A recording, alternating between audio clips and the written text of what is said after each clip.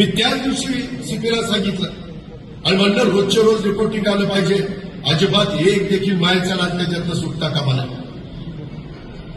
आज मी जाहीर करू शकतो, तो तर माझा पदाधिकारी नाही, परंतु सभासद असेल तर त्याला आजपासून राष्ट्रवादी काँग्रेस पक्षातलं मी हकालपट्टी केलेली आहे. असली नालायक माणसं माझ्या पक्षात नको.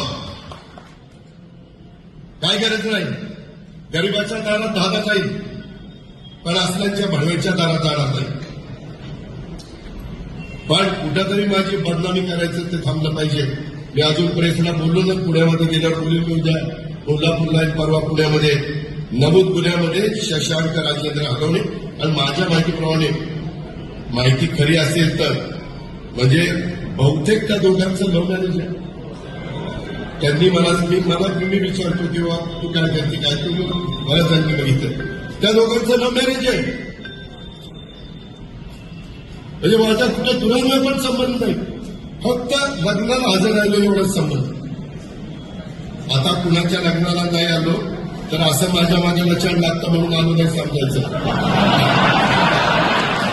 आणि मला माफ करायचं लग्नाला.